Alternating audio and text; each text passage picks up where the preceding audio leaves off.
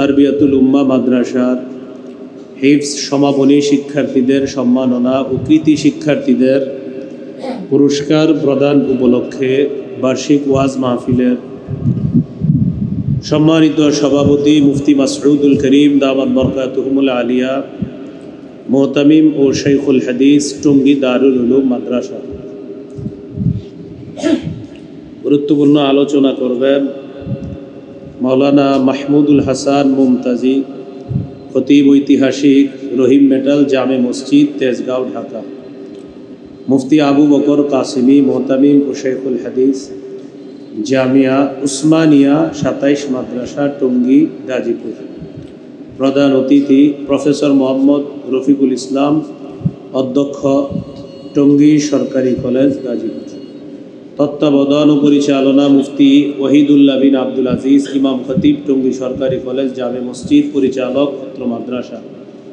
আমন্ত্রিত অতিথিবৃন্দ,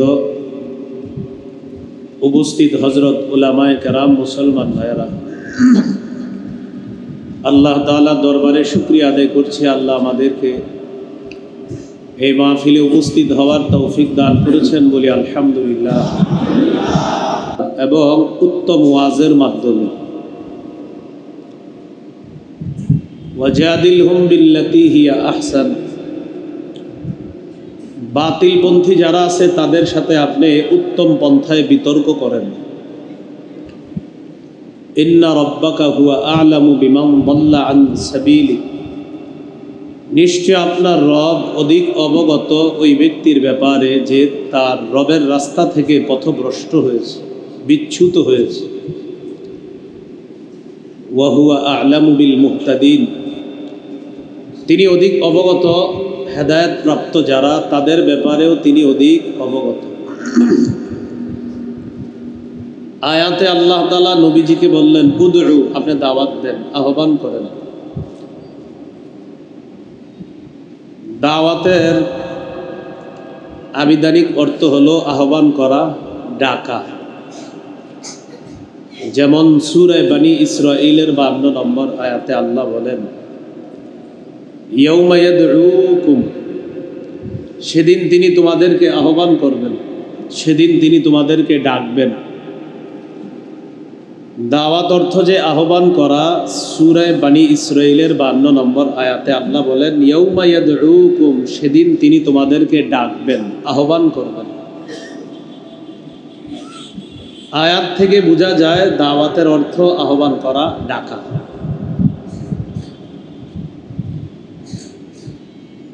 সূরা হামিম আস-সাজদা 33 নম্বর আয়াত, 24 পারা 19 নম্বর পৃষ্ঠা আল্লাহ তাআলা বলেন ওয়ামান আহসানু কাওলাম মিম্মান দাআ ইলাল্লাহ ওয়া আমিলা সালিহান ওয়া ক্বালা ইন্নানী মিনাল মুসলিমিন। ওই ব্যক্তির চেয়ে উত্তম কথা আর কার কথা হতে পারে যে ব্যক্তি মানুষকে আল্লাহর দিকে আহ্বান করে, নিজে নেক আমল করে এবং বলে আমি আত্মসমর্পণকারীদের অন্তর্ভুক্ত, আমি মুসলমানদের অন্তর্ভুক্ত। এই আয়াতে দেখেন আল্লাহ তাআলা বললেন ওই ব্যক্তির চেয়ে উত্তম কথা আর কার, যে ডাকে, আহ্বান করে। তো দাওয়াত অর্থ যে আহ্বান করা, আর একটা প্রমাণ পাইলাম এই আয়াতে আহ্বানকারী দ্বারা 1 নম্বর উদ্দেশ্য মুহাম্মদ সাল্লাল্লাহু আলাইহি ওয়াসাল্লাম, নবীজির কথা পৃথিবীর সবচেয়ে শ্রেষ্ঠ কথা। আম্মা জান আয়েশা সিদ্দিকা রাদিয়াল্লাহু তাআলা আনহা বলেন নবীজির পরে এই আয়াতের আহ্বানকারী দ্বারা উদ্দেশ্য হলো আল মুআদ্দিনুনা সুলাহা হিনা ইয়াকুলুনা হাইয়া আলাস সালাহ হাইয়া আলাল ফালাহ। মুয়াজ্জিন সাহেব যখন নামাজের জন্য জাতিকে আহ্বান করে হাইয়া আলাস সালাহ, নামাজের দিকে আসো, হাইয়া আলাল ফালাহ, কল্যাণের দিকে আসো, এটা যখন বলে, আম্মা জান আয়েশা সিদ্দিকা রাদিয়াল্লাহু তাআলা আনহা বলেন মুয়াজ্জিনের এই কথাটা হলো সবচেয়ে শ্রেষ্ঠ কথা। নবীজির পরে তার কথাটা সবচেয়ে শ্রেষ্ঠ কথা। সে যখন বলে আসো নামাজের দিকে, আসো কল্যাণের দিকে, এই কথার চেয়ে দামি আর কি কথা হতে পারে? তো এর মানেও আহ্বান করা, ডাকা, দাওয়াত দেওয়া। আমাদেরকে ডাকতেছে নামাজ। সূরা কসসের 87 নম্বর আয়াতে আল্লাহ বলেন, ওয়াদউ ইলা রাব্বিকা ওয়া লা তাকুনান্না মিনাল মুশরিকিন। আপনি আপনার রবের দিকে আহ্বান করেন, ডাকেন, আপনি মুশরিকদের অন্তর্ভুক্ত হবেন না। তো সূরা কসসের 87 নম্বর আয়াতে দাওয়াত অর্থ ডাকা, আহ্বান করা।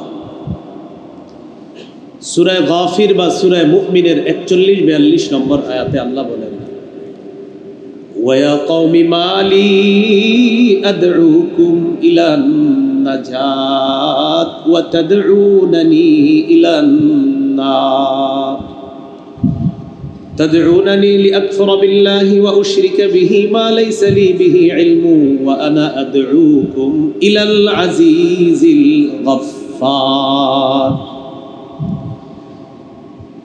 নবী বলতেছে, আমার জাতি, আমি তোমাদেরকে নাজাতের দিকে ডাকি, আহ্বান করি, আর তোমরা আমাকে আগুনের দিকে ডাকো। নাউজুবিল্লাহ।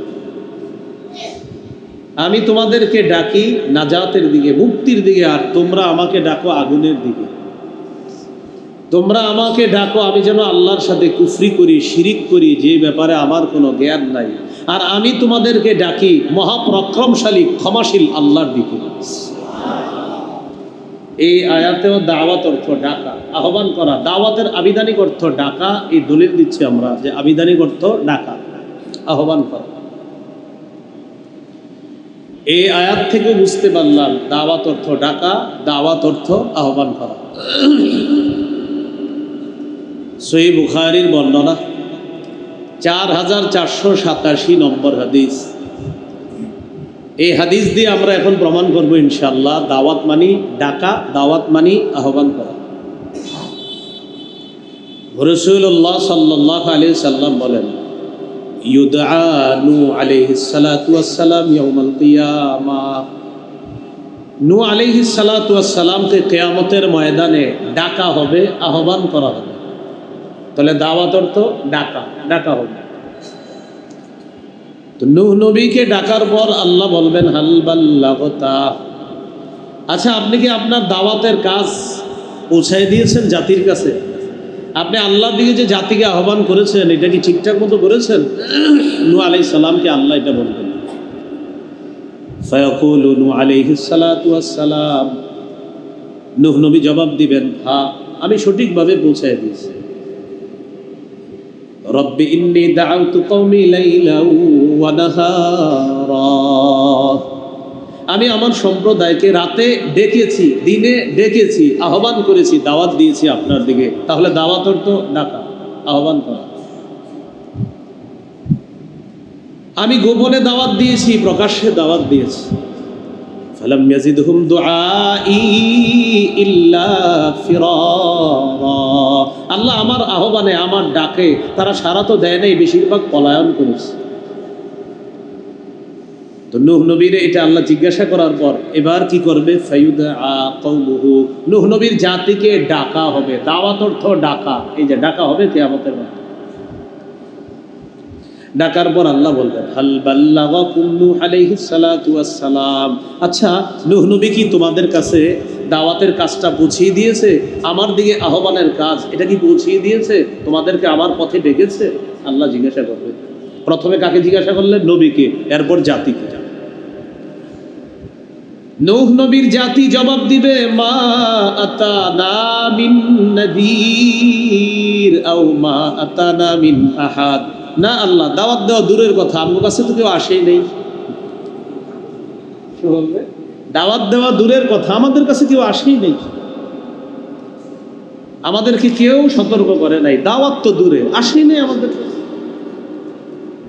তাহলে নবী বলতেছে, আল্লাহ আমি দাওয়াত দিয়েছি, জাতি বলতেছে দেয় নেই। এবার আল্লাহ তাআলা নূহ নবীকে বলবেন, আল্লাহ তো সব জানেন, কিন্তু আল্লাহ সব কাজ নিয়ম শৃঙ্খল অনুযায়ী করেন। ফায়ুকালু লিনূহ আলাইহিস সালাতু ওয়াস সালাম মান ইয়াশহাদু লাক। নূহ নবীকে বলা হবে, ও নূহ পয়গম্বর, আপনার পক্ষে সাক্ষী আসেনি? নূহ নবী জবাব দিবে, মুহাম্মদ সাল্লাল্লাহু আলাইহি ওয়াসাল্লাম ওয়া উম্মাতুহু। আল্লাহ, আমি যে দাওয়াত দিয়েছি আমার পক্ষে সাক্ষী মুহাম্মদ সাল্লাল্লাহু আলাইহি সাল্লাম এবং তার উম্মত। তো উম্মতকে আল্লাহ বলবে তোমরা কিভাবে সাক্ষী দিলে? তো উম্মত বলবে আল্লাহ, আমরা কোরআনে পেয়েছি আপনার নবী নূহ দাওয়াত দিয়েছে, আর কোরআনের সব কথা আপনার কথা তো সত্য। বুঝে আসছে সবার? তাহলে দাওয়াত মানি ডাকা, দাওয়াত মানি আহ্বান করা। আমরা আবিধানিক অর্থটা জানলাম আর কি। দাওয়াত মানি ডাকা, দাওয়াত মানি আহ্বান করা। দাওয়াতের পারিভাষিক অর্থ এবার জানবো আমরা। শাইখুল ইসলাম ইবনে তাইমিয়া রহমতুল্লাহি আলাইহি বলেন, আদ-দাওয়াতু ইলাল্লাহ হিয়া আদ-দাওয়াতু ইলাল ঈমানি বিহি। আল্লাহর দিকে দাওয়াত দেওয়া মানে আল্লাহর প্রতি বিশ্বাসের দিকে দাওয়াত দেওয়া। সুবহানাল্লাহ। আল্লাহর দিকে আহ্বান করা মানে আল্লাহর প্রতি ঈমান, এই ঈমানের প্রতি আহ্বান করা। তো এখন প্রশ্ন করতে পারেন, অমুসলিমদেরকে ঈমানের দাওয়াত দিব, ঠিক আছে, কিন্তু আমরা যারা মুমিন, তো আমাদেরকে ঈমানের দাওয়াতটা কি দেওয়া হবে? তখন এটার জবাব হবে, ঈমানদারদেরকে ঈমানের প্রতি দাওয়াত দেওয়ার অর্থ হলো এক ঈমানদার আরেক ঈমানদারকে বলবে চলো আমরা ঈমান বাড়াই, ঈমান মজবুত করি, ঈমানকে নবায়ন করি, ঈমানকে তাজা করি। এটা হলো ঈমানদারদের দাওয়াত। কিভাবে ঈমান তাজা হয়? রাসূলুল্লাহ সাল্লাল্লাহু আলাইহি সাল্লাম বলেছেন, লা ইলাহা ইল্লাল্লাহ বেশি বেশি পড়লে ঈমান তাজা হয়। নবীজি বলেছেন, জাদ্দিদু ঈমানাকুম, তোমরা তোমাদের ঈমান তাজা করো, নবায়ন করো। সাহাবীরা বললেন, কাইফা নুজাদ্দিদু ঈমানানা ইয়া রাসূলুল্লাহ, হুজুর আমরা ঈমানকে কিভাবে তাজা করব, নবায়ন করব? ফাকালা রাসূলুল্লাহ সাল্লাল্লাহু আলাইহি ওয়াসাল্লাম, নবীজি বললেন, লা ইলাহা ইল্লাল্লাহর আলোচনা বেশি বেশি করবা। এই লা ইলাহা ইল্লাল্লাহর মাধ্যমে তোমাদের ঈমান তাজা হবে। এটা হলো ইবনে তাইমিয়ার ব্যাখ্যা। শায়েখ খিজির রহমতুল্লাহি আলাইহি বলেন, দাওয়াত দ্বারা মৌলিকভাবে চারটা উদ্দেশ্য। প্রিয় ভাইয়ারা, কয়টা উদ্দেশ্য?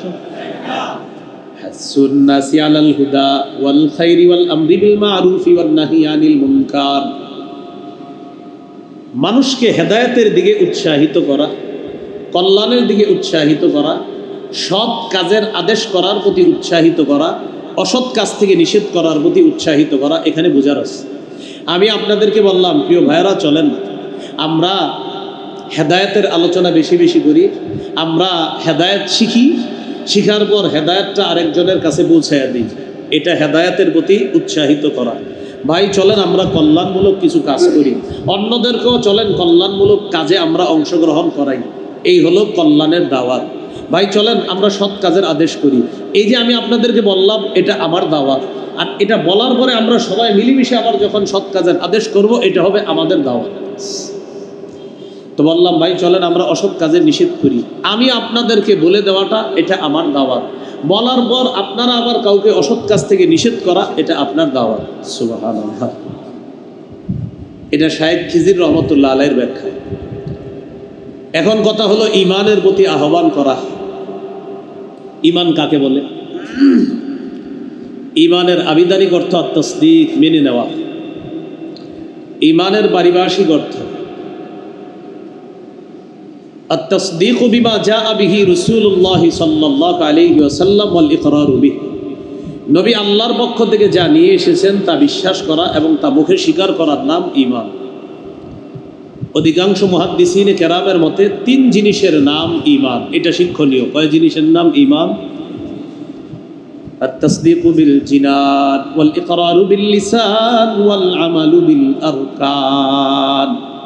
অন্তরে বিশ্বাস করা, মুখে স্বীকার করা, আমলে বাস্তবায়ন করা, এই তিন জিনিসের নাম ঈমান। অন্তরে বিশ্বাস করা, মুখে স্বীকার করা, আমলে বাস্তবায়ন করা, এই তিন জিনিসের নাম ঈমান। এখন আমার সাথে একটু বলেন মৌলিকভাবে ছয়টি বিশ্বাসের নাম ঈমান। মৌলিক কয় বিশ্বাসের নাম ঈমান? সহিহ বুখারীর বর্ণনা 4777 নম্বর হাদিস। জিবরিল আমিন রাসূলুল্লাহ সাল্লাল্লাহু আলাইহি সাল্লামের কাছে আসছে। আসার পর জিজ্ঞাসা করলেন, মাল ঈমানু ইয়া রাসূলুল্লাহ, হুজুর ঈমান কি জিনিস? فقال رسول الله صلى الله عليه وسلم أن تؤمن بالله وملائكته وكتبه ورسله ولقائه وتؤمن بالبعث الآخر। ঈমান হলো আল্লাহকে বিশ্বাস করা। 2 নাম্বার আল্লাহর ফেরেশতাদেরকে বিশ্বাস করা। 3 নাম্বার আল্লাহর সমস্ত আসমানি কিতাবগুলো বিশ্বাস করা। 4 নাম্বার আল্লাহর সমস্ত রসুলদেরকে বিশ্বাস করা। 5 নাম্বার মরণের পর আল্লাহর সাথে সাক্ষাৎ হবে, এই সাক্ষাৎকে বিশ্বাস করা। 6 নাম্বার মরণের পর আরেকটা জগৎ আছে, পুনরুত্থান করবে আল্লাহ আমাদেরকে, টোটাল পরের জগৎটা বিশ্বাস করা। এই মৌলিক 6 জিনিস বিশ্বাসের নাম ঈমান। ভাই, মৌলিক কয়টা বিশ্বাসের নাম ঈমান? 6টা। বলেন, আল্লাহ, ফেরেশতা, কিতাব, রসুল, সাক্ষাৎ, পরকাল।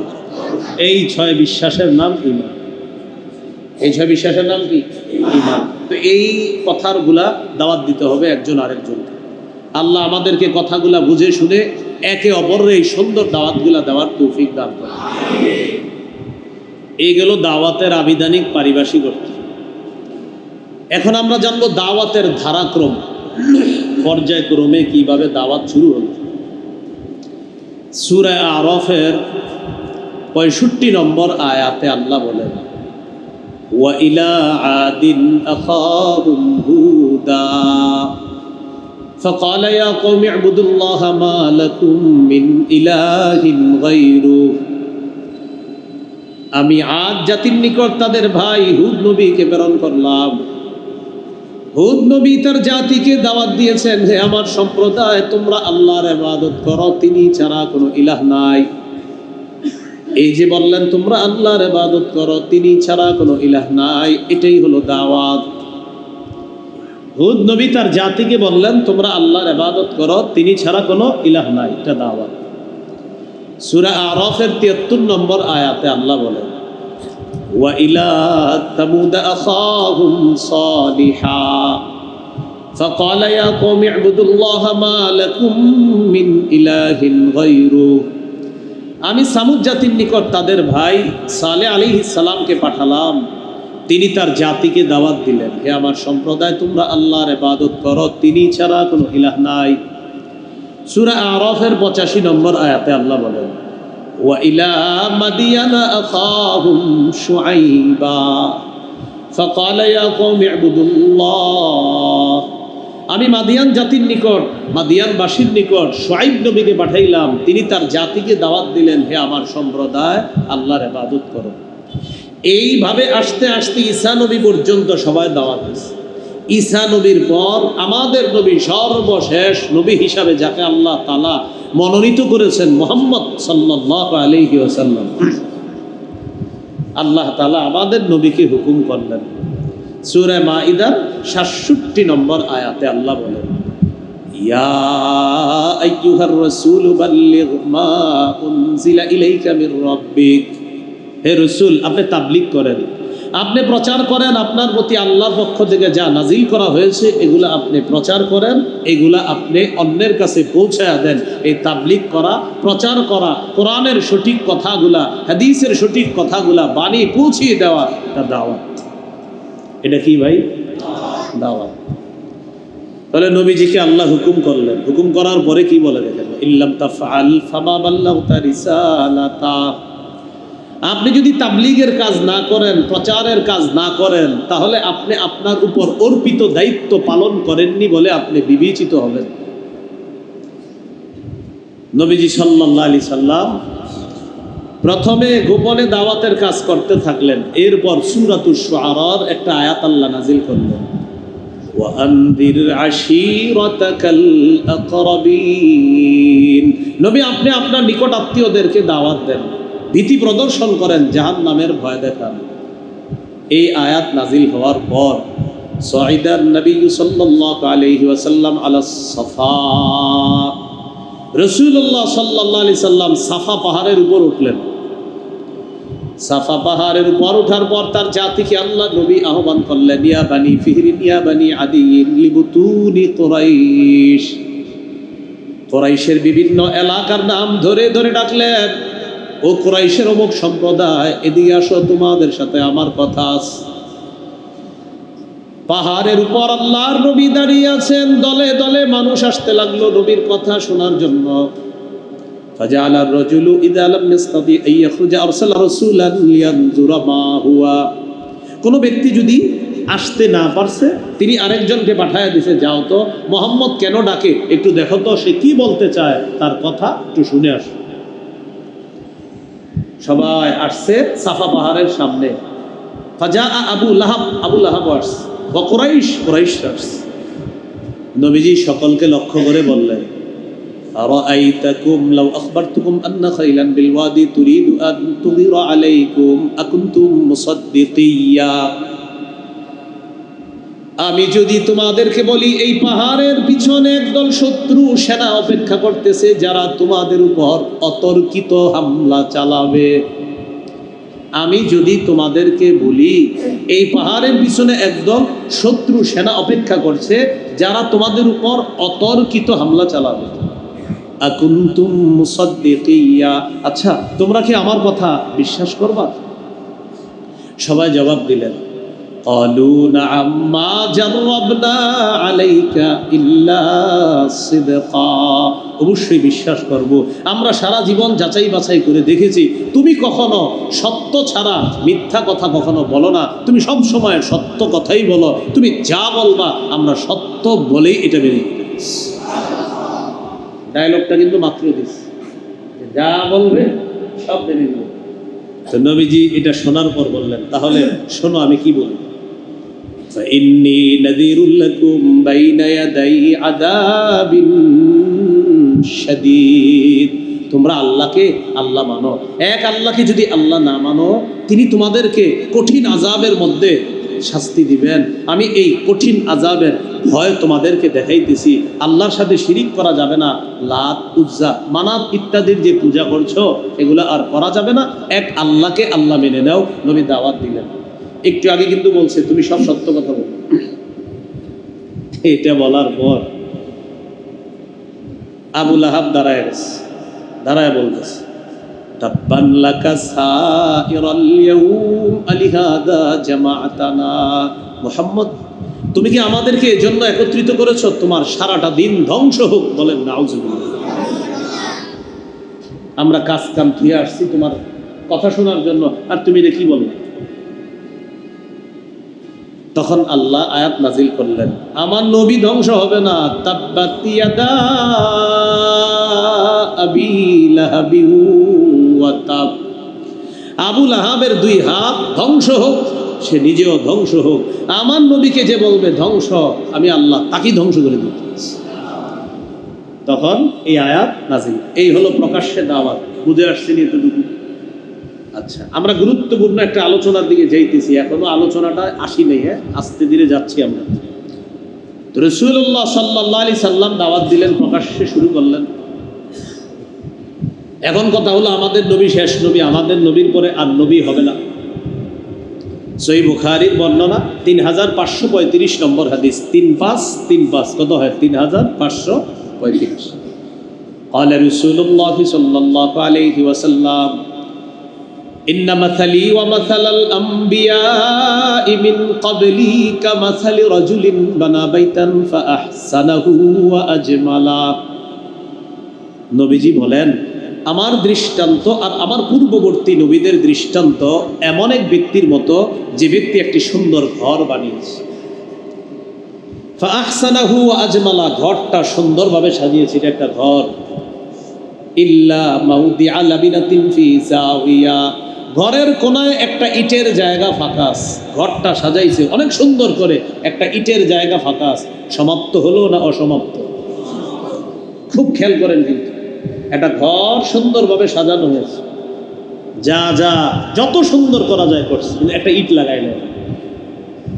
ফাজালাত নাসু ইয়াতুফুনা বিহি ওয়া ইয়াজাবুনা লা, জনগণ এই ঘরটার চারপাশে গিয়ে ঘুরে আর দেখে, মাশাআল্লাহ এত সুন্দর একটা ঘর। ওয়ায়াজাবুনা লা, আশ্চর্য হয় ঘরটা দেখে। ঘরের সৌন্দর্য দেখে আশ্চর্য হয়, শেষের দিকে একটা জিনিস দেখে আরো বেশি আশ্চর্য হয়। ওলামা হযরত ছাড়া অন্যরা বলেন তো কোন বিষয়টা বেশি আশ্চর্য হয়? হ্যাঁ, মাশাআল্লাহ, ইটটা লাগায় নেই। জাতি আশ্চর্য হয় কেন এত সুন্দর একটা ঘর, একটা ইটের জায়গা ফাঁকা, এটা কেমন কথা? তখন তারা বলে আল্লাহ উদিআত হাদিহিল্লা বিনা, হায় এই ইটটা যদি লাগানো হতো, কেন ইটটা লাগানো হলো না? এটা লাগাইলে ঘরটা আরো কত সুন্দর হইতো, সৌন্দর্যের একটা সমাপ্ত হইত। নবীজি বলেন, শোনো, এই যে ঘর তোমরা, আমি তোমাদেরকে বললাম আদম নবী থেকে ঈসা নবী পর্যন্ত আল্লাহ নবুয়তের ঘর সাজাইছে। একটা ইটের জায়গা ফাঁকা, আনাল্লা বিনা, ওই ইটের জায়গা ফাঁকা যেটা, এটা অন্য কেউ নয়, আমি মুহাম্মদ হলাম সেই ইট। আমি সেই ইট। আনা খাতামুন নবিয়্যিন লা নবিয়্য বাদি, আমি শেষ নবী, আমার পরে আর কোনো নবী হবে না। আল্লাহ তাআলা আদম নবী থেকে ঈসা নবী পর্যন্ত নবুয়তের ঘর সাজিয়েছেন, ইটের জায়গা ফাঁকা। এর মানে হলো আমাকে পাঠানোর মাধ্যমে আল্লাহ তাআলা নবুয়তের সমাপ্ত করে ওই নবুয়তের ঘরের সৌন্দর্যের সমাপ্ত আল্লাহ করে দিয়েছেন। তাহলে আমাদের নবীর মাধ্যমে এই ঘরের সৌন্দর্যের সমাপ্ত আল্লাহ করে দিয়েছেন। আল্লাহ আমাদেরকে বোঝার তৌফিক দান করেন। তাহলে কি শিখলাম? আমাদের নবী দাওয়াতি কাজ করেছেন, কিন্তু আমাদের নবীর পরে আর নবী হবে না। তাহলে এই কাজটা করবে কারা? এই কাজ করবে আমরা নবীর উম্মত যারা, তারা করবে সবাই। সহিহ বুখারীর বর্ণনা 3461 নম্বর হাদিসের বর্ণনা, ক্বালা রাসূলুল্লাহ সাল্লাল্লাহু আলাইহি ওয়াসাল্লাম বাল্লিগু আন্নী ওয়ালাউ আয়া, আমার পক্ষ থেকে একটা আয়াতও যদি তোমাদের কাছে পৌঁছে, ওই আয়াতটা আরেকজনের কাছে প্রচার করে দাও, তাবলীগ করে দাও, পৌঁছে দাও, আমি নবী তোমাদের সকলকে এই দায়িত্ব দিয়ে দিই। তাহলে এখন তাবলীগের কাজ সবার, প্রচারের কাজ সবার দায়িত্ব। আর এই দায়িত্ব পালন করার কারণে আল্লাহ তাআলা এই উম্মতকে পৃথিবীর সবচেয়ে শ্রেষ্ঠ উম্মত বলে ঘোষণা করেছেন।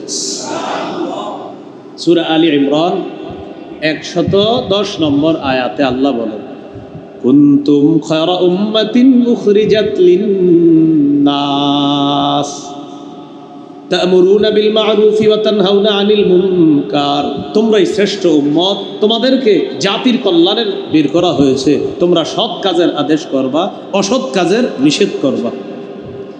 সূরা আলী ইমরানের 104 নম্বর আয়াতে আল্লাহ বলেন, ওয়ালতাকুম মিনকুম উম্মাতুন ইয়াদউনা ইলাল খায়র ওয়া ইয়া'মুরুনা বিল মা'রুফি ওয়া ইয়ানহাউনা আনিল মুনকার, তোমাদের মধ্যে একটা দল থাকা উচিত যারা সদা সর্বদা মানুষকে কল্যাণের দিকে আহ্বান করবে, সৎ কাজের আদেশ করবে, অসৎ কাজের নিষেধ করবে। এখন কথা হলো, তাহলে দুইটা বিষয় আমাদের গুরুত্ব দিতে হবে। একটা হলো আল আমরু বিল মারুফ, সৎ কাজের আদেশ, আরেকটা হলো আন নাহয়ু আনিল মুনকার, অসৎ কাজের নিষেধ। কিন্তু আমরা জাতি হিসাবে সৎ কাজের আদেশের এই পালনটা সবাই করলেও অসৎ কাজের নিষেধের সাহসটা সবাই করি। সৎ কাজের আদেশ খালি বলি, অসৎ কাজের নিষেধ এটাও বলতে হবে। অসৎ কাজের নিষেধ এটাও যে বলতে হবে, বুখারীর বর্ণনা, রাসূলুল্লাহ সাল্লাল্লাহু আলাইহি সাল্লাম বলেন, মান রাআ মিনকুম মুনকারা, তোমাদের মধ্যে কেউ যদি অপছন্দনীয় কাজ দেখে, ফালইগাইয়িরহু বিয়াদি, হাত দ্বারা বাধা দিবে, ফাইন লাম ইস্তাতি ফাবিলিসানি, হাত দ্বারা বাধা দিতে না পারলে জবান দিয়ে, ফাইন লাম ইস্তাতি ফাবিকলবিহি, জবান দিয়ে না পারলে অন্তর দিয়ে। আচ্ছা, অন্তর দিয়ে কি বাধা দিবেন? ঘৃণা করবেন, ছোটবেলা থেকে শিখছেন, আজকে নতুন একটা শিখেন। অন্তরে প্ল্যান করবেন। বলেন কি করবেন? প্ল্যান করতে হবে বসে বসে কি করা যায়, এটা হলো অন্তর। অন্তর দিয়ে ঘৃণা মানে ঘৃণা মানে শেষ বসে বসে করে না, প্ল্যান করতে হবে। হাত দিয়ে পারলাম না, জবান দিয়ে পারলাম না, এখন প্ল্যান করবেন বসে বসে, একা পারি নাই, তাহলে 10 জন বন্ধু মিলা বাধা দিবে। এটা প্ল্যান করতে হবে কিভাবে বাধা দেওয়া যায়, এটা হলো অন্তর। ফাযালিকা আদআফুল ঈমান, আবার নবী বলছেন এটা দুর্বল ঈমানের পরিচয় সবচেয়ে। তাহলে আজকে থেকে শুধু বাস একটা মাইরা দিলাম, এটাই হবে না যে হুজুর অন্তর দিয়ে ঘৃণা, ঠিক আছে ঘৃণা তো করবেন, ঠিক আছে, মানে ঘৃণা করে ঘরে বসে থাকবেন না, ঘরে বসে বসে প্ল্যান করতে হবে, আজকে তো করে পারি নাই, দাঁড়া আমি জমাইতেছি লোক, এরপরে বুঝাবো, এ প্ল্যান করতে হবে। তাহলে পারলে হাত দিয়ে বাধা দাও, পারো নাই, জবান দিয়ে পারো নাই, কলব দিয়ে মানে ঘৃণা, ঠিক আছে ঘৃণা। আরেকটা কি, কলব দিয়ে নবী এমনিতেই বলে নাই, কলবে প্ল্যান করতে হবে, এটাকে আমার চিন্তা করতে হবে, ফিকির করতে হবে, কিভাবে আগামী বছর এই অপকর্ম না হতে দেওয়া যায়, এই ফিকির করা। মনে থাকবে ইনশাল্লাহ। এই গেল দাওয়াতের প্রাথমিক কিছু কথা। এখানে অনেক ওলামায়ে কেরাম আছে মাশাআল্লাহ। আমরা সবাই দায়ী, সবার দাওয়াতের কাজ করতে হবে। বিশেষ করে যারা ওয়াজ করবে, যে মাহফিলের সামনে ওয়াজ খতিব বক্তা, আমাদের সবার জন্য মৌলিকভাবে কিছু বৈশিষ্ট্য থাকতে হবে। আমরা যারা দাওয়াতের কাজ করব, বয়ানের ময়দানে হোক, পার্সোনালি কাউরে দাওয়াত দিলাম আমরা, দাওয়াত ও তাবলীগের দাওয়াত হোক, মৌলিকভাবে কয়টা বৈশিষ্ট্য থাকতে হবে আমাদের মধ্যে। এই বৈশিষ্ট্যগুলো মন দিয়ে শুনেন, এবং যারা আলোচনা করবেন ভবিষ্যতে মাঠে ময়দানে, মাশাআল্লাহ অনেক উলামায়ে কেরাম, আপনাদের অনেকের ইচ্ছা হলো যে হুজুর আমি ইখলাসের সাথে আলোচনা করব, আমি কোনো ভাইরাস যোগ্যতার আমি যাইতে চাই না, এরকম মাশাআল্লাহ অনেকের নিয়ত আছে। ভাইরাস যোগ্যতায় যারা আমাদের দেশে এখন অন্যতম যোগ্যতা নিয়ে আসতেছে, আমিও কিন্তু একজন ভাইরাস যোগ্যতায় মাশাআল্লাহ। আমার এলেম কালাম থাক আর না থাক, একটা মাশাআল্লাহ এখন যোগ্যতা ভাইরাল হুজুর। এই জন্য আমার নিচে দেখবেন 50 জন শাইখুল হাদিস সাহেবের নাম লিখে দিবে, যদিও তারা আমার চেয়ে বয়সে বড়, 10টা মাদ্রাসায় বুখারী পড়ায়, কিন্তু আমার নামটা উপরে দিবে কেন? ওই যে আমি ভাইরাল। হ্যাঁ, এলেম কালাম থাক না থাক, বাস আপনি ভাইরাল, এই জন্য আপনি আমাদের শীর্ষ, আপনি আমাদের শিরোমণি। তো মাশাআল্লাহ শাইখুল হাদিসদের নামগুলো একদম ভালোভাবে, কিছু কিছু এলাকায় দেখবেন পোস্টারে এলাকার সব শাইখুল হাদিস সাহেবদের নাম নিচে, আর ভাইরাল আলোচক যিনি তার নাম সবার উপরে। আমি আমারে বলতেছি, অন্য কাউকে না, আমাকেই বলতেছি, কারণ আমি যোগ্যতায়, ভাইরাল যোগ্যতাটা এটা হলো বাংলাদেশের এখন একমাত্র শ্রেষ্ঠ একটা যোগ্যতা। এটা যদি কোনো মতে অর্জন করতে পারেন, আপনি আপনার নামের ব্যাখ্যাটাও যদি না করতে পারেন কোনো সমস্যা নেই, কিন্তু আপনি শহর করে থাকবেন। কিসের ব্যাখ্যা? নামের, মানে আল্লামা। এই যে একটু আগে একজন আমারে বলছে আল্লামা আরিফ বিন হাবিব, 2বার বলছে। আল্লামা যাদের নামে লেখা হয়, আমার নামে মনে করে লেখা, আল্লামার ব্যাখ্যাটা যে 100 জনের মধ্যে 90 জন দিতে পারবে না, এটা আমি ওভার শিওর এবং আত্মবিশ্বাস নিয়ে বলতেছি। কিন্তু মাশাআল্লাহ বলা হচ্ছে আল্লামা। আল্লামা কি খায়? আপনারা যাদেরকে লিখছেন না, আমি শিওর তিনিও পারবেন আল্লামার ব্যাখ্যা দিতে, মানে আমাকে বলছেন, আমিও হয়তো পারবো না সুন্দর মতো ব্যাখ্যা দিতে। এইটা একটা যোগ্যতা, আমাদের দেশের শ্রেষ্ঠ একটা যোগ্যতার নাম ভাইরাল। এলেম কালাম কোনো লাগবে না, বাস আপনি ভাইরাল ভং দিয়ে কথা। আল্লাহ আমাদেরকে এই ভাইরাস থেকে হেফাজত করবে। তো যারা দায়ী হবে, যারা আলোচক হবেন, যারা মুবাল্লিগ হবেন, বৈশিষ্ট্য কি থাকবে? 1 নম্বর বৈশিষ্ট্য আল ইখলাসু ফি আমালি।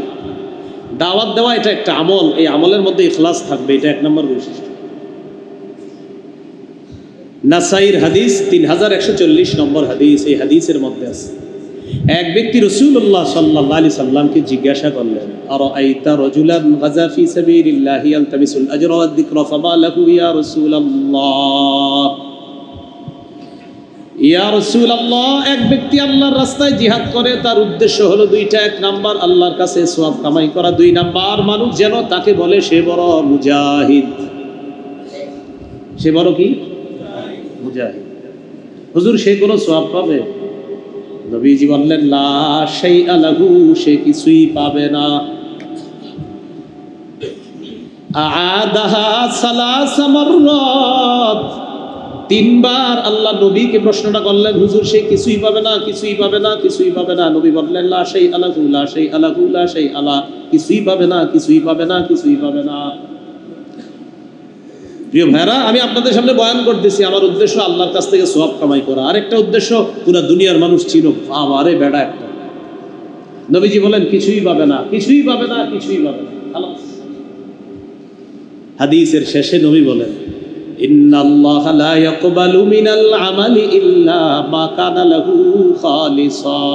আল্লাহ তাআলা ওই ব্যক্তির আমল ততক্ষণ কবুল করেন না যতক্ষণ কোনো ব্যক্তি ইখলাসের সাথে আমল না করে তার আমল আল্লাহ তাআলা কবুল করেন না।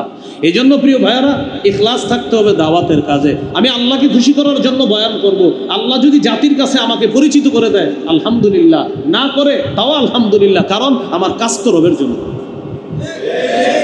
এটা হতো 1 নম্বর ইখলাস। সূরা জুমারের 11 নম্বর আয়াতে আল্লাহ বলেন, 23 নম্বর পারা 19 নম্বর পৃষ্ঠা, আল্লাহ তাআলা বলেন, কুল ইন্নী উমিরতু আন আ'বুদাল্লাহা মুখলিসান লাহুদ্দীন। নবী আপনি বলেন, আমি আদিষ্ট হয়েছি, আমাকে আদেশ করা হয়েছে আমি যেন ইখলাসের সাথে সব করি, আমি যেন ইখলাসের সাথে ইবাদত করি। আল্লাহ তাআলা আমাদের দেশ সহ সারা পৃথিবীর সমস্ত দাঈ ইলাল্লাহ যারা আছে তাদেরকে ইখলাসের সাথে দাওয়াত দেওয়ার তৌফিক দান। তাহলে 1 নম্বর বৈশিষ্ট্য ইখলাস থাকা। 2 নম্বর বৈশিষ্ট্য আইয়া আতাকিদা আন্নাহু ওয়ারিসুন বিদাওয়াতিহি ইলাল্লাহ লিনবিয়িহি মুহাম্মাদিন সাল্লাল্লাহু আলাইহি ওয়াসাল্লাম। যিনি দাওয়াত দিবে তার এই বিশ্বাস থাকা, আমি কোরআন সুন্নাহ প্রচারের ক্ষেত্রে আমি আল্লাহ নবীর একজন ওয়ারিস, আমি কোরআন সুন্নাহ প্রচারের ক্ষেত্রে আল্লাহ নবীর ওয়ারিস। এখন নবীর ওয়ারিস হয়ে আপনাদের সামনে বসলাম, বসার পর আমি আপনাদেরকে মিথ্যা কথা বলে আধা ঘন্টা হাসাইলাম। কি বলে? মিথ্যা কথা বলে আধা ঘন্টা হাসাইলাম। এটা কোন ওয়ারিসের কাজ করলাম বলে? ধরে নেন এখানে আপনারা কতজন হবে হুজুর আনুমানিক? এখানে এটা আপনাদের মসজিদের আইডিয়া? আচ্ছা, হ্যাঁ, মিনিমাম 1000 মানুষ আছে। 1 মিনিট যদি আমি আপনাদের সামনে বয়ান করি, 1 মিনিটকে 1000 যদি করেন তাহলে কত মিনিট হবে? 1000 মিনিট। আমি আজকে আপনাদের সামনে বৈশা যদি 1 মিনিট ওয়াজ করে চলে যেতাম, তাহলে একজনে 1 মিনিট করে হলে 1000 জন 1000 মিনিট। এই 1000 মিনিটের হিসাব আল্লাহর কাছে আমার দিতে হবে। 1 মিনিট বয়ান করছি, 1 মিনিট, কিন্তু আপনারা প্রত্যেকের 1 মিনিট করে 1000 মিনিট। এই 1000 মিনিটের হিসাব আল্লাহর কাছে আমার দিতে হবে যে তুমি যে বয়ান করে আসলা 1 মিনিট, যদিও তুমি 1 মিনিট করছো, কিন্তু আমার বান্দা তো ছিল 1000 জন। এই 1000 জনের 1 মিনিট তুমি কি সঠিক পথে দাওয়াত দিছো না উল্টা পাল্টা কথা বলছো? আল্লাহর কাছে আমার হিসাব দিতে হবে। সূরা বনী ইসরাঈলের 36 নম্বর আয়াতে আল্লাহ বলেন, ইন্নাস সামআ ওয়াল বাসারা ওয়াল ফুআদা কুল্লু উলাইকা কানা আনহু মাসউলা। কান, চোখ, অন্তর, এগুলোর ব্যাপারে জিজ্ঞাসা করা হবে। সূরা ইয়াসিনের 65 নম্বর আয়াতে আল্লাহ বলেন, আল-ইয়াউমা নাখতিমু আলা আফওয়াহিহিম, আজ আমি তাদের মুখে মোহর মেরে দিব, ওয়া তুকাল্লিমুনা আইদিহিম, তাদের হাত কথা বলবে, ওয়া তাশহাদু আরজুলুহুম বিমা কানু ইয়াকসিবুন, তাদের পা সাক্ষী দিবে তাদের অপকর্মের ব্যাপারে। 24 পারা 17 নম্বর পৃষ্ঠার শেষ, 18 নম্বর পৃষ্ঠার শুরু, সূরা হামিম আস-সাজদার 20-21 নম্বর আয়াতে আল্লাহ বলেন, হাত্তা ইযা মা জাউহা শাহিদা আলাইহিম সামউহুম ওয়া আবসারুহুম ওয়া জুলুদুহুম বিমা কানু ইয়ামালুন। সেদিন আগুনের সামনে তাদের কান, তাদের চক্ষু, তাদের চামড়া তাদের বিরুদ্ধে সাক্ষী দিবে। যখন তারা আগুনের সামনে আসবে, তাদের কান, তাদের চোখ, তাদের চামড়াগুলো তাদের বিরুদ্ধে সাক্ষী দেবে। চামড়া ভাই, প্রতিদিন চামড়ার দিকে কয়েকবার তাকাবেন আর ভাববেন এই চামড়া আপনার বিরুদ্ধে সাক্ষী দিবে। সেদিন মানুষ চামড়াকে বলবে, কিরে চামড়া, লিমা শাহিদতুম আলাইনা, তুই কেন সাক্ষী দিলি আমার বিরুদ্ধে? মানুষ চামড়াকে বলবে, চামড়া জবাব দিবে, আনতাকানাল্লাহুল্লাযী আনতাকা কুল্লা শাই, যে আল্লাহ সব কিছুকে কথা বলাইতে পারেন, ওই আল্লাহ আমি চামড়াকে আজকে বাক শক্তি দান করেছে তোমার বিরুদ্ধে সাক্ষী দেওয়ার। ভাই, আমি আমার জবান দিয়ে আপনাদের এই মিনিটগুলা নষ্ট করতেছি কিনা আল্লাহ আমাকে জিজ্ঞাসা করছে। তিরমিজির হাদিস 2616 নম্বর হাদিস, রাসূলুল্লাহ সাল্লাল্লাহু আলাইহি সাল্লাম তার সাহাবীকে বলে, কুফা আলাইকা হাযা, এটা নিয়ন্ত্রণ করো, এটা। সাহাবী বললেন, হুজুর ইন্না লামুআখাযুনা বিমা নাতাকাল্লাম, হুজুর কথার কারণেও কি আমাদেরকে ধরা হবে? নবীজি জবাব দিলেন, হাল্লাকুবুন নাসা ফিন্নারি আলা ওয়ুজুহিহিম আও আলা মানাখিরিহিম ইল্লা হাসাইদু আলসিনাতিহিম, বেশিরভাগ মানুষের মাথাটা নিচে, পাগুলা উপরের দিকে দিয়ে শুধু জিহ্বার অপরাধের কারণে ধাক্কাইতে তাকে জাহান্নামে নিক্ষেপ করা হবে, শুধু জিহ্বার অপরাধে। প্রিয় শ্রোতা ভাইয়ারা, আপনারা কষ্ট নিচ্ছেন না তো? কথাগুলা কি বাস্তব কিনা? কারণ আপনি এই কষ্ট নিয়ে না, হুজুর আপনি কি কাউকে ইঙ্গিত করছে? আল্লাহর কসম আমি কাউকে ইঙ্গিত, আমি আমাকে ওয়াজগুলো করতেছি, আজকের ওয়াজ পুরাটা আমাকে, দাঈ ইলাল্লাহর ওয়াজ আমাকে করতেছি। তো আমার জবান এটা খুব নিয়ন্ত্রণ করতে হবে। তিরমিজির হাদিস 2406 নম্বর হাদিস, উকবা ইবনে আমির রাদিয়াল্লাহু তাআলা আনহুর বর্ণনা। আমি নবীজিকে জিজ্ঞাসা করলাম, মান নাজাত, হুজুর মুক্তির উপায় কি একটু আমাকে বলেন। নবীজি বললেন, মুক্তির উপায় তিনটি, মুখস্থ করি। মুক্তির উপায় কয়টি? মুক্তির উপায় কয়টি? এক নাম্বার, আমসিক আলাইকা লিসানাক, তোমার জবান নিয়ন্ত্রণ করবা, এটা এক নাম্বার উপায়। জবান নিয়ন্ত্রণ করবা, এটা এক নাম্বার উপায়। দুই নাম্বার, ওয়ালিয়াসাকা বাইতুক, তোমার ঘর যেন তোমার জন্য প্রশস্ত হয়। কাজে আছেন, ভালো কথা, কাজ নাই বাসায় থাকবেন, বাহিরে আড্ডাবাজি করবেন না। নবী বললেন তোমার ঘর তোমার জন্য যেন প্রশস্ত হয়। আপনি 6টা 7টায় বাসায় যাওয়ার কথা, স্ত্রী ফোন দিয়েছে, কি ব্যাপার, আপনি কোথায়? 6টায় আপনার অফিস শেষ, বাসায় আসতে সর্বোচ্চ আপনার 7টা বাজার কথা, 11টা 10টা বেজে গেলো, আসেন না এখনো। কয় বন্ধুদের সাথে আসি না। নবী বলছে ওয়ালিয়াসাকা বাইতুক, কাজ আছে কাজে থাকো, কাজ নাই ঘরে থাকো, এটা তোমার মুক্তির উপায়। ঘরে আর কাজে যদি না থেকে অন্য কোথাও যাই, আমরা নেশার মধ্যে জড়িয়ে যেতে পারি। এই জন্য 2 নাম্বার বললেন ওয়ালিয়াসাকা বাইতুক, তোমার ঘর তোমার জন্য যেন প্রশস্ত হয়। 3 নাম্বার, ওয়াবকি আলা খাতিআতি, গুনাহের ব্যাপারে কান্নাকাটি করবা, গুনাহের কথা স্মরণ করবা আর কান্নাকাটি করবা।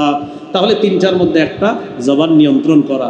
যিনি দাঈ ইলাল্লাহ হবে তিনি মাথায় রাখতে হবে, আমি এখন যা বলবো আমার ভাইকে, আমি আল্লাহর নবীর কথা আমার ভাইকে জানাবো, আমি আল্লাহর কথা আমার ভাইকে জানাবো। এই কথাটা জানানোর ক্ষেত্রে আমার দ্বারা যেন কোনো খেয়ানত না হয়, এটা হলো দাঈ ইলাল্লাহর 2 নম্বর বৈশিষ্ট্য। তিনি এই ইয়াকিন রাখতে হবে, আমি যা বলবো জাতির সামনে এখন, আমি আল্লাহ নবীর একজন ওয়ারিস, আমার দ্বারা যেন কোনো খেয়ানত না হয়, এটা 2 নম্বর বৈশিষ্ট্য।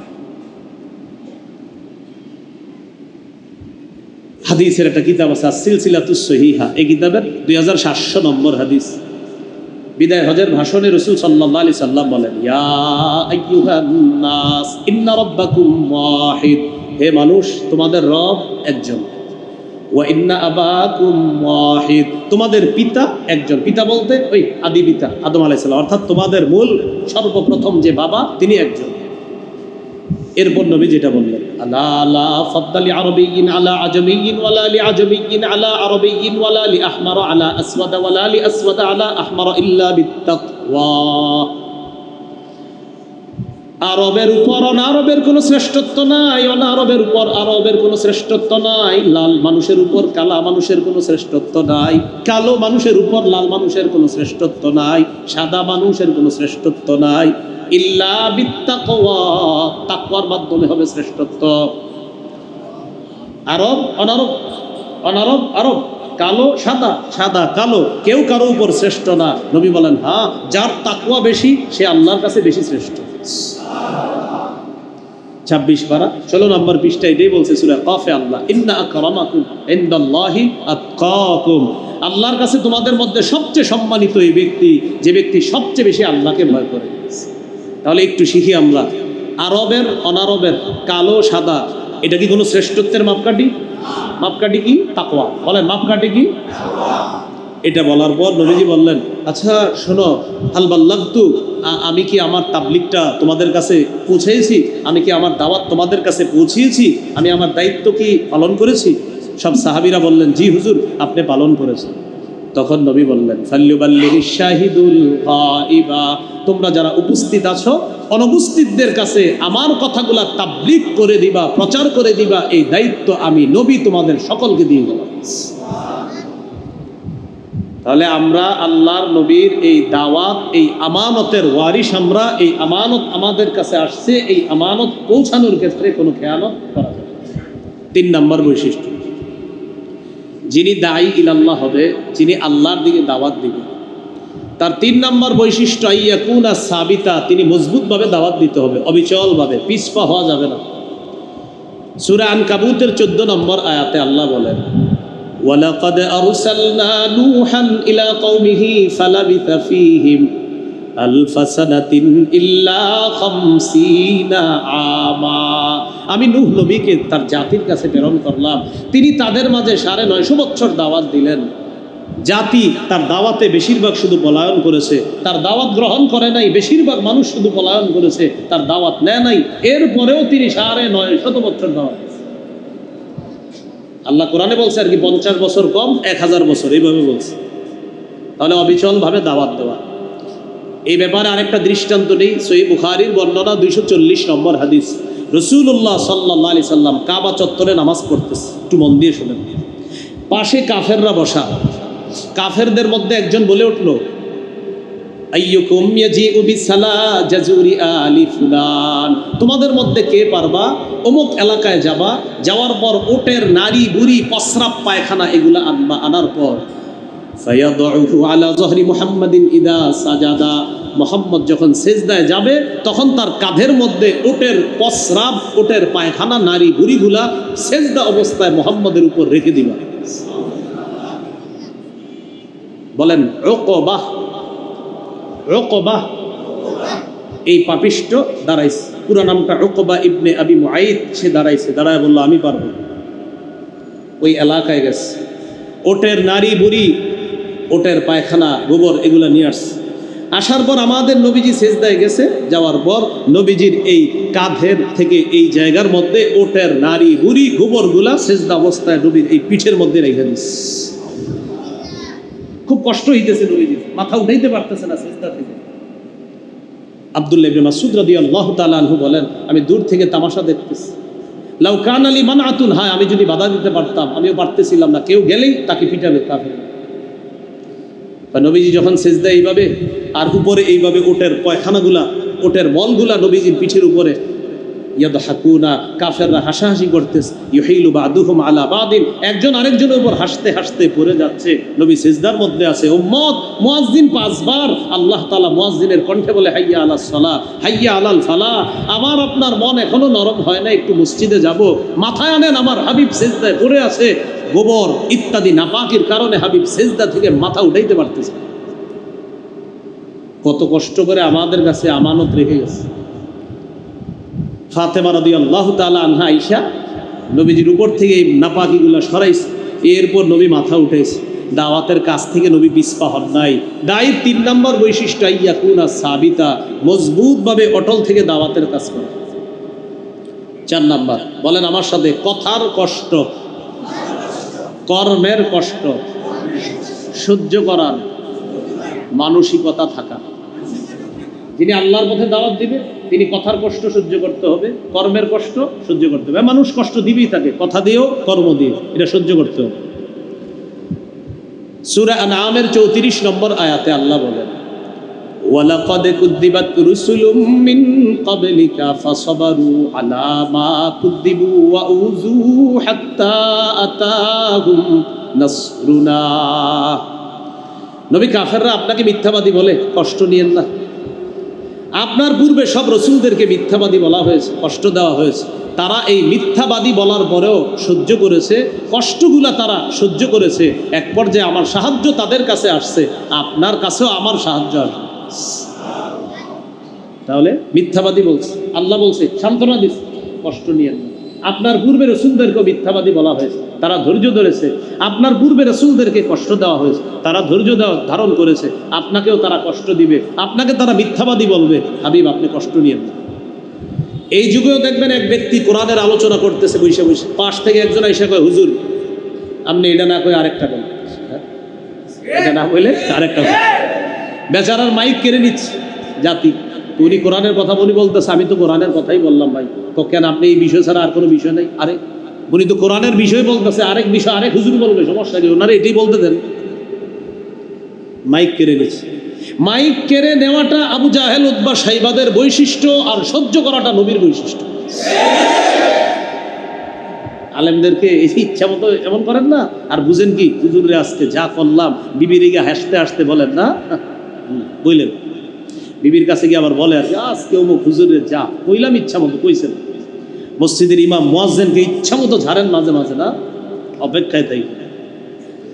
সূরা মুতাফফিফিনের শেষের আয়াতগুলো বইরেন আর অপেক্ষায় থাকেন। হাসতেছেন বিবির কাছে গিয়ে, মুয়াজ্জিনের উপরে ঝাড়, আর খাদেমকে ঝাড়ি মাইরা, ইমামকে ঝাড়ি মাইরা হাসতেছেন গিয়ে। ইমাম হাসবে জান্নাতের, এইভাবে সিংহাসনে বসে ইমাম হাসবে, আর আপনি সামনে একটা নদী থাকবে, এটার মধ্যে সাঁতার কাটবেন করেন। সূরা মুতাফফিফিনের শেষের দিকে পড়েন। কথার কষ্ট সহ্য করতে হবে। আরেকটা হলো কর্মের কষ্ট। কর্মের কষ্ট দেখেন কিভাবে নবীজির কর্মের কষ্ট দিচ্ছে। সহিহ বুখারীর বর্ণনা 4815 নম্বর হাদিস। হাদিসটি একটু বুঝেন, আমার দিকে তাকাইতে হবে এটা বোঝার জন্য। কাবা চত্বরে নবীজি আছে। ওই যে যেই পাপিষ্ঠটা নবীর শরীরের উপর নাপাক দিছিল, এই পাপিষ্ঠটাই ওকবা, সে কাবা চত্বরে আসে। আসার পর দেখে নবীজি কাবা চত্বরে, নবীজির গলায় একটা চাদর পেঁচাইছে। ওই পাপিষ্ঠ একটা চাদর এইভাবে পেঁচাইছে। লাওয়া সাওবাহু ফি উনুকি, কাপড়টা গলার মধ্যে পেঁচায়া খানাকাহু বিহি খানকান শাদীদা, এইভাবে দুই পাশ থেকে জোরে টান দিছে। তার লোকের গলায় ফাঁস লাগলে যেমন কষ্ট হয়, আমাদের নবীকে এইভাবে টান দেওয়ার পর নবীজির মুখ দিয়ে কথা বের হইতেছে না, খুব কষ্ট হইতেছে নবীর। ওই যুগের চাদর খুব মজবুত ধারালো চাদর, টান দিছে। একটু ভাবেন তো আমাদের নবীরে টান দেওয়ার কি কষ্টটা হইতেছিল নবীর। আপনার এইভাবে মুখটা আপনার টান দেওয়ার পর নবী মুখ দিয়েও কিছু বলতে পারতেছিলেন না, এইভাবে টান দিয়ে রাখছে। আবু বকর সিদ্দিক রাদিয়াল্লাহু তাআলা আনহু আসার পর তাকে একটা ধাক্কা দিচ্ছে। কারে? ওই পাপিষ্ঠটাকে ধাক্কা দেওয়ার পর বললেন, তাকতুলুনা রাজুলান আইয়াকুলা রাব্বিয়াল্লাহ ওয়া ক্বাদ জাআকুম বিল বাইয়িনাতি মির রাব্বিকুম। তোমরা কি একজন মানুষকে এই কারণে হত্যা করবা যিনি বলে আমাদের রব হলেন আল্লাহ, আর এই ব্যাপারে তিনি তোমাদের কাছে স্পষ্ট প্রমাণ নিয়েও এসেছে, এই কারণে একটা মানুষকে তোমরা হত্যা করবা? তো দেখেন নবীজিকে কর্মের কষ্ট দিচ্ছে, কর্ম দিয়ে কষ্ট দিয়েছে। আল্লাহ নবী দাওয়াত থেকে পিছপা হন নাই। তাহলে দায় ইলাল্লাহর 4 নম্বর বৈশিষ্ট্য, কথার কষ্ট, কর্মের কষ্ট সহ্য করার ক্ষমতা থাকত। 5 নম্বর বৈশিষ্ট্য, আইয়ু আবিলান নাস আলা কদরি উকুলিহিম, যিনি দাওয়াত দিবে তিনি মানুষের মস্তিষ্ক বুঝা দাওয়াত দিতে হবে। তিনি মানুষের স্বাভাবিক একটা অবস্থা বুঝে তাদেরকে দাওয়াত দিতে হবে। সহিহ বুখারীর 126 নম্বর হাদিস, নবীজির মন চাইতেছে কাবা ঘরটা সংস্কার করতে, কাবাটা ভেঙে কাবার 2টা দরজা রাখতে নবীর মন চাইতেছে, কিন্তু নবীজি কাজটা করতেছে না। মন চাইতেছে কাবা ভাঙবো, ভাঙার পর আবার সুন্দর করে করে 2টা দরজা বানাবো, এটা নবীর মন চায়, কিন্তু করতেছে না। আম্মা জান আয়েশা সিদ্দিকা রাদিয়াল্লাহু তাআলা আনহাকে বললেন, আয়েশা লাউলা কওমুকি হাদিসুন আহদুহুম লানাকাতুল কাবা ওয়া জাআলতু লাহা বাবা। রাসূলুল্লাহ সাল্লাল্লাহু আলাইহি সাল্লাম বলেন, আয়েশা তোমার জাতি যদি নতুন নতুন মুসলমান না হতো, তোমার জাতি নতুন মুসলমান হয়েছে মাত্র, তারা যদি নতুন মুসলমান না হইতো আমি কাবাটাকে ভাঙতাম, ভাঙার পর ওয়াজআলতু লাহা বাবাইন, আমি 2টা দরজা বানাইতাম কাবার, বাবুন ইয়াদখুলু ফীহি ওয়া বাবুন ইয়াখরুজুনা মিনহু।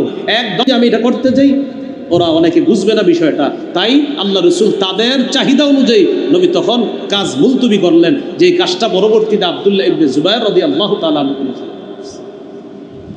এখান থেকে কি বুঝলাম? যিনি দাওয়াত দিবেন তিনি জাতির আকল বুঝার চেষ্টা করতে হবে, এটা 5 নম্বর। দাই ইলাল্লাহর 6 নম্বর বৈশিষ্ট্য, যিনি দাওয়াত দিবেন আইয়াকুনা আলিমান বিশরিআতিল্লাতী ইয়াদউ ইলাইহা। দাই মানুষকে যেই বিষয়ে দাওয়াত দিবে ওই বিষয়ে দায়ীর জ্ঞান থাকতে হবে। আমি ইমান ইয়াকিনের যতটুকু কথা বলবো এতটুকু আমি বুঝে শুনে সঠিক কথা বলতে হবে। আমি গাছতের আদবে যতটুকু কথা বলবো সঠিকটা আলেমদের থেকে জেনে ঠিক অতটুকুই বলতে হবে। আমি মানুষকে দাওয়াত দিতে গিয়ে যে কথাগুলো বলবো আমি ততটুকু বলবো যতটুকু আলেমরা আমাকে শিখিয়ে দিয়েছে।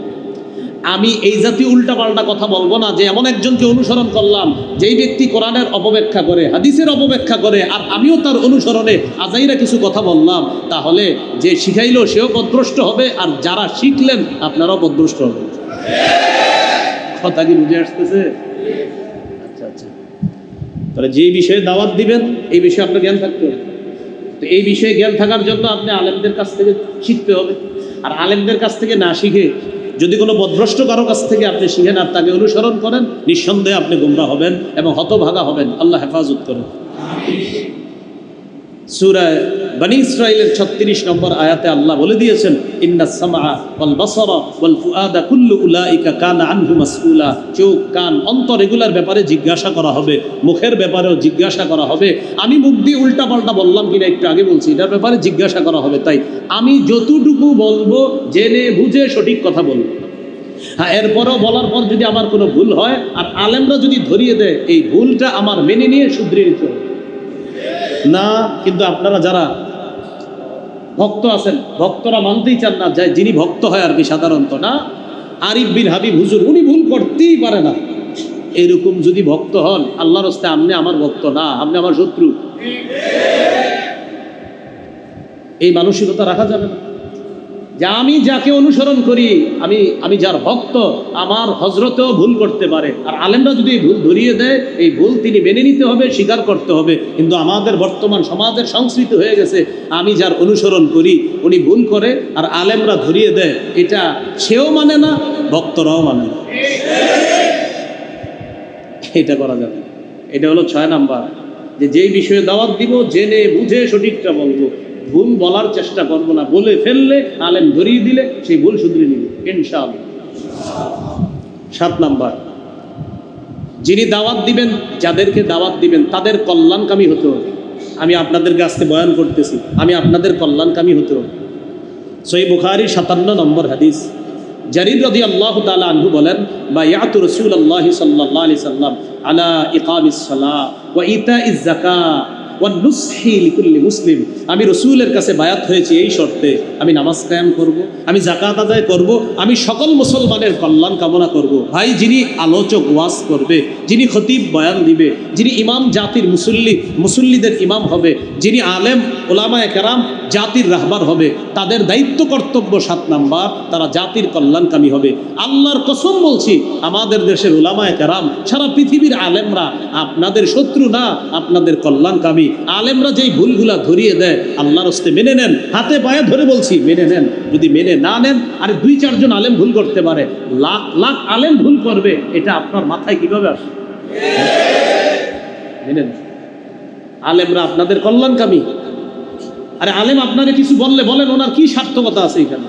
কোনো আমি যে আজকে আপনাদেরকে বয়ান করলাম, এখানে আমি বললাম যে ভাই এটা কিন্তু আপনার কল্যাণ কামনা, ভাই এটা করেন না, ওটা করেন না, আমি চলে যাওয়ার পর আমার সাথে হয়তো অনেকের সাক্ষাৎও হবে না, কোনো দিন মারাও যেতে পারি আমি, কিন্তু আমি এটা বলার মাকসাদ কি বলেন? কারণ আলেম নবীর ওয়ারিস, নবীর ওয়ারিসের কাজ হলো জাতিকে সঠিক পথ দেখিয়ে দেওয়া।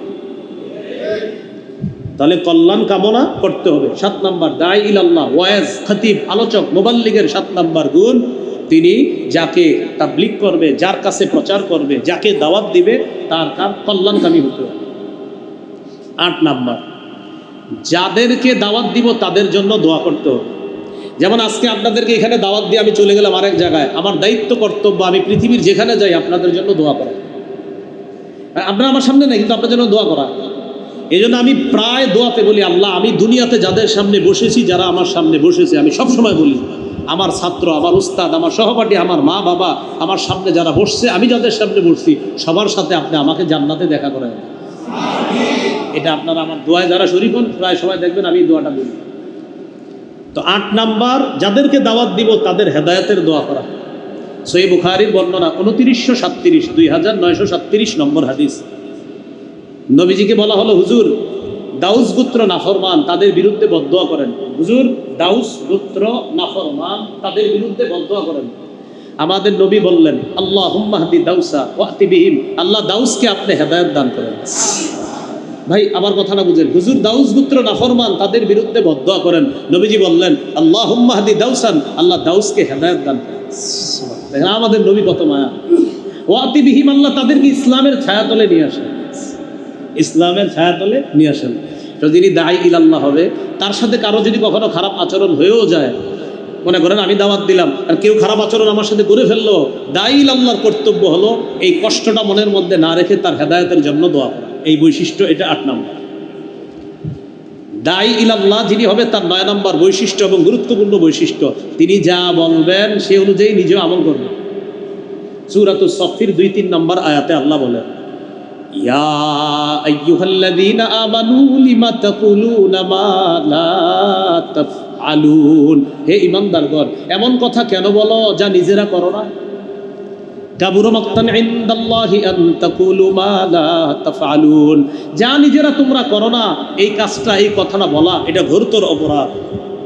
মালা ইয়া আইয়ুহাল্লাযীনা আমানু লিমা তাকুলুনা মা লা তাফআলুন, যা করো না তা কেন বলো, আর যা করো না তা বলাটা কাবুরা মাক্তা, এটা আল্লাহর কাছে ঘোরতর অপরাধ, এটা ভয়ঙ্কর অপরাধ। তুমি নিজে করো না আবার বলো, তোমার কথায় অনেক মানুষ হেদায়েত হয়ে যাচ্ছে, মিয়া তুমি দিয়ে এখনো হেদায়েত প্রাপ্ত হবে। তাহলে দায়ীর 9 নম্বর গুরুত্বপূর্ণ বৈশিষ্ট্য, তিনি যা বলবে সে অনুযায়ী নিজে আমল করবে। সূরা বাকারার 44 নম্বর আয়াতে আল্লাহ বলেন, আতা'মুরুনা আন-নাসা বিল বির ওয়া তানসাউনা আনফুসাকুম, আরে তোমরা মানুষকে কল্যাণের আদেশ করো আর নিজেরা নিজেদেরকে ভুলে যাও। এটা কেমন কথা? যেমন মনে করেন মাগরিবের পরের ওয়াজ ধরার জন্য আমি মাগরিব পড়লাম না, নাউজুবিল্লাহ বলেন, মাগরিবের পরে আজকে ওয়াজ না, তো আমি যদি মাগরিবটা না পড়ি, যে মাগরিবটা পড়লে তো ওয়াজটা ধরতে পারবো না, না ধরলেও গরম হবে না পকেটটা, এরকম যদি নিয়ত থাকে, হ্যাঁ না না মাগরিবের পরে বয়ান ধরতে হবে, যেমনি নামাজ চাইলে যাক, ওয়াজ না যাক, এটা হবে না। এটা না ভাই আমি মাগরিব পড়ছি, আবার আপনার খারাপ ধারণা করেন না, কুর্মিটোলা মসজিদে আমি মাগরিব পড়ে আসছি, হাসপাতাল মসজিদে। তো কথার কথা বুঝাইলাম, আমি আমাকেই বলছি মনে করেন যে ওয়াজ ধরার জন্য মাগরিব বাদ, এটা কোন ধরনের দায়ী আল্লাহ বলেন? না, এটা করা যাবে না, এইটা করা যাবে না। ওয়াজ একটা মিস হলে হোক, মাহফিল মিস হলে হোক, নামাজ মিস করার কোনো সুযোগ নেই, এটা মিস করা যাবে না। আল্লাহ আমাদেরকে বুঝার তৌফিক দান করুন। অনেক সময় মোটর সাইকেল নিয়ে মাগরিবের সময় আলোচককে রিসিভ করতে যায়, হুজুর 30 জন মোটর সাইকেল নিয়ে যায় মাগরিবের সময় আলোচককে রিসিভ করতে, ভাইরাল আলোচক, 30টা মোটর সাইকেল যদি না যায় দেখতেও তো খারাপ। তো গেছে আনতে, হুজুর আনতে যাওয়ার পর এরা মাগরিব মসজিদে হয়ে যাচ্ছে, মসজিদে ঢুকে না কেন? যদি ঢুকি হুজুর যদি চলে যায়, মাগরিব যাক হুজুর না যাক, না এটা করবেন না। এটা কেন করে না জানেন? হুজুর চলে গেলে কয়েকটা ক্ষতি আছে। হুজুর যদি চলে যায় তাহলে আমাদের 15টা মোটর সাইকেল সামনে থাকতো, 15টা পিছনে, হুজুরের গাড়িটা থাকতো মাঝখানে।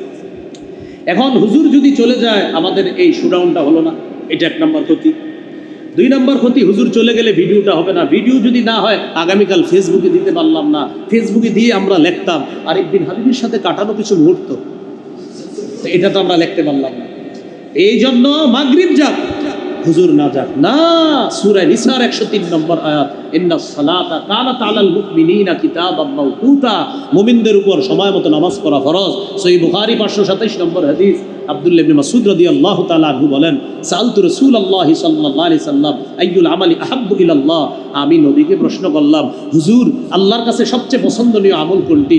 নবীজি বললেন, আস-সালাতু আলা ওয়াক্তিহা, সময় মতো নামাজ পড়া। ভাই এই মানসিকতা রাখবো, কর্তৃপক্ষ যারা হব আমরা, মাগরিবের সময়, এটা এখানে ঢাকা শহর সমস্যা হয় না, দেশ গ্রামে সাধারণত, হয়তো আপনারা অনেকে দেশ গ্রামেরও আছেন যারা মাহফিল করেন, কর্তৃপক্ষকে বলছি আপনারা মাগরিবের সময় যাদেরকে মোটর সাইকেল দিয়ে পাঠান আলোচককে রিসিভ করতে, ঠিক আছে মাশাআল্লাহ পাঠাইছেন, বলে দিবেন শোনো মাগরিবের সময় হবে, নামাজটা পড়ে নিবা, আলোচককে ফোন করে বলবা হুজুর আমরা মসজিদে ঢুকলাম মাগরিব পড়ার জন্য, আপনিও কোথাও মাগরিব পড়ে নেন, অথবা ওই জায়গায় এসে একটা মসজিদ আসে, ওই মসজিদটা আপনিও মাগরিব পড়েন। কি সাহস করে বলা যাবে তো ইনশাআল্লাহ?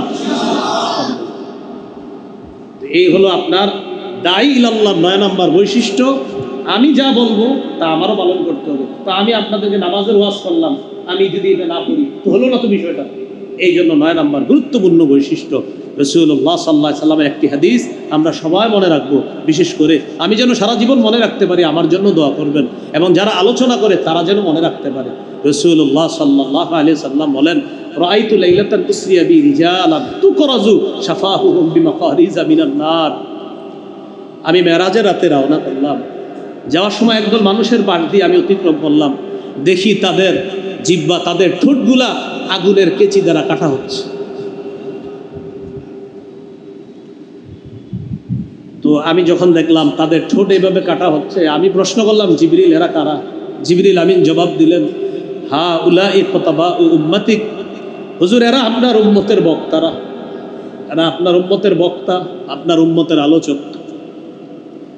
আল্লাযীনা ইয়ামুরুনা আন-নাসা বিল বির, যারা মানুষকে সৎ কাজের আদেশ করত, ওয়া ইয়ানসাউনা আনফুসাহুম, কিন্তু নিজেদেরকে ভুলে যাইত, নিজেরা আমল করতো না। হুজুর এরা তারা, এরা আপনার উম্মতের খতিব, বক্তারা, ওই বক্তা যারা মানুষকে সৎ কাজের আদেশ করত, নিজেরা অসৎ পথে চলতো, নিজেদেরকে ভুলে যাইতো, জাতিকে ভালো কাজের কথা বলতো, নিজেরা ভালো কাজ করতো না। হুজুর কিয়ামত পর্যন্ত এইভাবে আগুনের কাঁচি দ্বারা তারা তাদের জিহ্বা, ঠোঁট এগুলো কাটতে থাকে। ভাই মনে থাকবে তো ইনশাআল্লাহ? আল্লাহ আমাদেরকে মনে রাখার তৌফিক দান করেন। এই হলো দাওয়াতের কাজ, সবাই করতে হবে। নবী সবাইকে দায়িত্বটা দিয়ে গিয়েছেন, সবাই করব ইনশাআল্লাহ। কিভাবে করব বলেন? আলেমদের পরামর্শে, বলেন উলামায়ে কেরামের পরামর্শে। উলামায়ে কেরাম যেদিকে থাকবে আমরাও সেদিকে থাকবো ইনশাআল্লাহ। আগামী 31শে জানুয়ারি, 1-2 ফেব্রুয়ারি আমরা আলেমদের নেতৃত্বে উলামায়ে কেরামের কাছ থেকে দ্বীন শিখার উদ্দেশ্যে, দাওয়াত শিখার উদ্দেশ্যে টঙ্গীর মাঠে উপস্থিত হওয়ার চেষ্টা করব ইনশাআল্লাহ। এখন এই সিদ্ধান্ত আছে 31 জানুয়ারি, 1-2 ফেব্রুয়ারি, পরিবর্তন হয়নি। তো এই ইনশাআল্লাহ আমরা এই নিয়তে আমরা দাওয়াত শিখব, আমরা তাবলীগের কাজ শিখব, আমরা আলেমদের সাথে যাব, আমরা প্রমাণ করব আল্লাহকে, আমরা দেখাবো আল্লাহ আমরা উলামায়ে কেরামের কাছে আসি, তাদের সাথে আসি, আমরা তাদের থেকে শিখব। আল্লাহ তৌফিক দান করেন।